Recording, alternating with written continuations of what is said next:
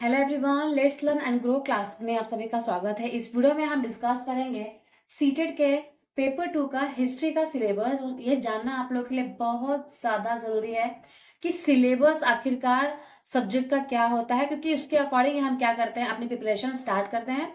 तो सबसे पहले पढ़ने से पहले सिलेबस जान लीजिए कि आपको पढ़ना क्या क्या है, किसमें से क्या क्या आता है। ठीक है, तो हिस्ट्री के सिलेबस के लिए सबसे पहले आपको क्या करना है, 6th 7th और 8th की एनसीईआरटी पढ़नी है। 6, 7, 8 की एनसीईआरटी बहुत ज्यादा इंपॉर्टेंट है हिस्ट्री के लिए, क्योंकि जो भी आएगा एनसीईआरटी के टेक्स्ट बुक से ही आता है, उसके बाहर का कुछ भी नहीं आता है। दूसरी बुक आपको यूज करने की कोई जरूरत ही नहीं है। आपको सिर्फ क्या करना है, 6, 7, 8 की history civic geography text book खरीदनी है और उसको अच्छे से पढ़ना है। बिल्कुल बाहर का कुछ भी नहीं पढ़ना है। ठीक है, इसमें से ही आएगा। अब यहाँ पे कुछ चैप्टर्स दिए हुए हैं जिसमें से क्वेश्चन जो है हर साल आते हैं, जो सिलेबस है आपका सीटेट का हिस्ट्री का। ठीक है, तो फर्स्ट चैप्टर है व्हेन, वेयर एंड हाउ। ये 6 स्टैंडर्ड की हिस्ट्री का ही आपका फर्स्ट चैप्टर है। बहुत इंपॉर्टेंट है, आप पढ़ोगे तो आपको रियलाइज होगा कि एक एक लाइन कितनी ज्यादा इंपॉर्टेंट है। बहुत ही इंफॉर्मेटिव चैप्टर है, बहुत सारी इंफॉर्मेशन उसमें दी गई है। ठीक है, और एग्जाम में आता भी है, बार बार क्वेश्चन पूछे भी जाते हैं। ठीक है, सेकेंड जो है द अर्लियर सिटीज। सेकेंड जो है द अर्लियर सोसाइटी। ये भी आपके 6 स्टैंडर्ड का चैप्टर है। तो आपको क्या करना है, चैप्टर वाइज अपनी पढ़ाई जो है वो शुरू करनी है। थर्ड जो चैप्टर है the first farmers and herders. सबसे पहले जो फर्स्ट हमारे जो फार्मर्स थे, वो हर्डर्स थे, वो कौन थे। ठीक है, लेसन नंबर 3 है, शायद से 6 के ही सिविक्स का है। और मोस्टली जो चैप्टर्स आते हैं वो 6 के सिविक्स से आते हैं। ठीक है, पहले जो है स्टार्टिंग के 1, 2, 3, 4 में से बहुत क्वेश्चंस आया करते थे, बट अब क्या किया गया है, पेपर को थोड़ा हार्ड हार्ड बनाने के लिए अब लास्ट के चैप्टर्स को ज्यादा इंपॉर्टेंस वो लोग देते हैं। ठीक है, तो आपको तो सारे सब्जेक्ट पे ही फोकस करना पड़ेगा, सारे चैप्टर्स पे ही फोकस करना पड़ेगा अगर सीटेट में अच्छे मार्क्स लाने हैं तो। ठीक है, नेक्स्ट जो है द फर्स्ट सिटीज। इसमें आप लोग मोहनजोदारो, हड़प्पा के बारे में पढ़ेंगे, किस प्रकार से स्टैब्लिश हुई थी और किस प्रकार से ये खत्म भी हुई थी। ठीक है, इसके बाद है अर्ली स्टेट्स, आपका lesson number 5 the new ideas, जिसमें आप पढ़ेंगे अशोका के बारे में कि उनके आइडियाज क्या थे, उनके थॉट्स क्या थे। ठीक है, धम्म के बारे में पढ़ोगे आप, इसमें चैप्टर इंपॉर्टेंट है। अशोका के बारे में बहुत ज्यादा क्वेश्चन आया भी हुआ है। ठीक है, नेक्स्ट चैप्टर है द फर्स्ट एम्पायर। इसमें भी अशोका के लाइफ के बारे में ही दिया हुआ है, इंपॉर्टेंट चैप्टर है। सीटेट में हमेशा इसमें से क्वेश्चंस पूछे जाते हैं। Next political development. ठीक है, ये जो है पॉलिटिकल डेवलपमेंट ऐसा कोई चैप्टर तो नहीं है, बट पॉलिटिकल डेवलपमेंट जो है वो एक टॉपिक है। ठीक है, वो आपको ढूंढना पड़ेगा कौन से चैप्टर में दिया हुआ है पॉलिटिकल डेवलपमेंट। ये 7th स्टैंडर्ड की ज्योग्राफी का टॉपिक है। ठीक है, चलिए आगे देखते हैं। चलिए आगे देखते हैं। नेक्स्ट आपका जो टॉपिक है वो है new Kings and kingdom. 6 standard की हिस्ट्री का है, इंपॉर्टेंट चैप्टर है, आप पढ़ेंगे तो आपको रियलाइज होगा। ठीक है, नेक्स्ट है सुल्तान ऑफ दिल्ली। क्वेश्चंस आते ही आते हैं मुगलों के बारे में। ठीक है, 7th स्टैंडर्ड की हिस्ट्री का ये चैप्टर है, अच्छे से पढ़ना है क्योंकि इसमें भी बहुत कुछ इंपॉर्टेंट चीजें दी गई है और ये सब हम डिस्कस भी करेंगे, हम एनसीईआरटी का पूरा हिस्ट्री सॉल्व भी करेंगे। ठीक है, चलिए आगे देखते हैं। आर्किटेक्चर किसने क्या क्या बनाया, कुतुब मीनार कब कहाँ किसने बनाया, आर्किटेक्चर के रिगार्डिंग में क्वेश्चन आते हैं। Creation of an empire, empire का जो एम्पायर है उसका क्रिएशन किसने किया, ये एक टॉपिक है 7th स्टैंडर्ड की हिस्ट्री का। ठीक है, social changes, very very very important. Social changes में बहुत सारे किसका नाम दिया गया है, बहुत सारे लीडर्स का नाम दिया है जिन्होंने समाज में क्या लेके आए हैं, बदलाव लेके आए हैं, चेंजेस लेके आए हैं। और चेंजेस लाने के लिए कौन सा उनको फाइट करना पड़ा, कौन से उन्होंने धरनाएं दी, ये सब आपको जानना पड़ेगा। फॉर एग्जाम्पल राजा राम मोहन राय जो है, ठीक है, राजा राम मोहन राय ने कौन सा सिस्टम को खत्म किया था, सती प्रथा को खत्म किया था, है ना। तो ये आपको जानना जरूरी है। फिर ज्योतिराव फुले ने क्या किया था। ठीक है, ये सारे क्वेश्चंस आते हैं, तो इसको आपको बहुत ही अच्छे से पढ़ना है। इसमें सारे लीडर्स के नाम ही दिए गए हैं जिन्होंने जो जो किया है हमारे समाज के लिए, उनका नाम दिया गया है। रीजनल कल्चर, कौन से रीजनल रीजन में कौन से कल्चर्स होते हैं, उसको किस प्रकार से सेलिब्रेट किए जाते हैं, ये सब 8th की हिस्ट्री का चैप्टर है, ठीक है। बहुत इंपॉर्टेंट है, सोशल चेंजेस तो बहुत इंपॉर्टेंट है। हर साल इसमें से क्वेश्चन जो है वो पूछे जाते हैं। चलिए आगे देखते हैं, चलिए आगे देख लेते हैं।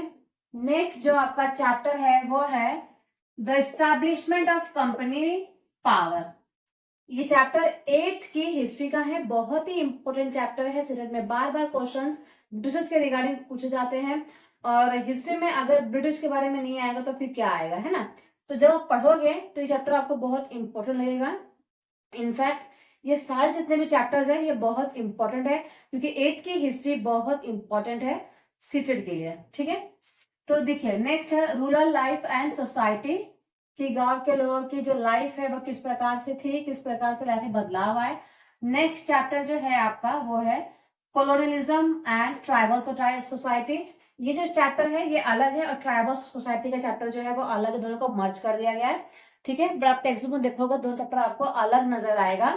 तो कॉलोनियलिज्म में सिर्फ ब्रिटिशर्स के बारे में दिया हुआ है, किस प्रकार से वो हमारे इंडिया में आते हैं, कैसे वो यहाँ पे बिजनेस करते हैं, और कैसे फिर अपने इंडिया को वो कैप्चर कर लेते हैं धीरे धीरे, ये सब इसमें दिया है। ट्राइबल सोसाइटी में दिया है कि किस प्रकार से कॉलोनियलिज्म मतलब कि जो ब्रिटिशर्स है उन्होंने ट्राइबल सोसाइटी को परेशान किया, उनको उनसे जंगलों से निकाल दिया गया, उनको बेघर कर दिया गया, किस प्रकार से उनको प्रताड़ित किया गया है, ये सब इसके अंदर दिया हुआ है। इसमें से भी क्वेश्चन आते हैं।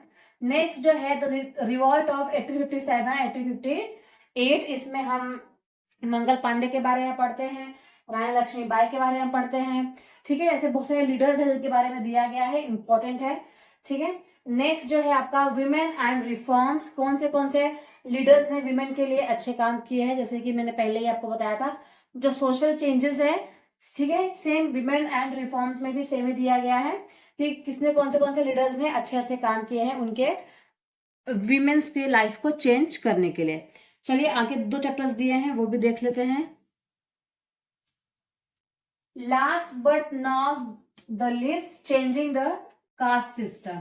ये जो कास्ट सिस्टम था हमारे यहाँ पर, जहां पर इतना सारा भेदभाव हुआ लोगों के प्रति, लोगों को इतना ज्यादा प्रताड़ित किया गया इस कास्ट सिस्टम की वजह से, तो किसने चेंज किया, किस प्रकार से चेंज किया, ये सब इसमें आएगा, बहुत ही इंपॉर्टेंट है और एग्जाम में आता भी है। नेक्स्ट है आपका नेशनलिस्ट मूवमेंट, ये आपको पता ही होगा, है ना। 5th के क्लास से ही ये जो है स्टार्ट हो जाता है। कौन से हमारे नेशनलिस्ट मूवमेंट है, जिसमें कौन से लीडर ने पार्टिसिपेट किया सत्याग्रह वाला, ठीक है। इसके बाद नमक सत्याग्रह, दांडी कूच यात्रा, और भी बहुत सारे जो है बहुत सारे और भी क्या है मूवमेंट्स हैं जहां पर हमारे लीडर्स ने क्या क्या पार्टिसिपेट किया हमारे इंडिया को आजाद कराने के लिए, ठीक है। तो इसके बारे में आपको पढ़ना पड़ेगा। और जो लास्ट चैप्टर है वो है आपका इंडिया आफ्टर इंडिपेंडेंस।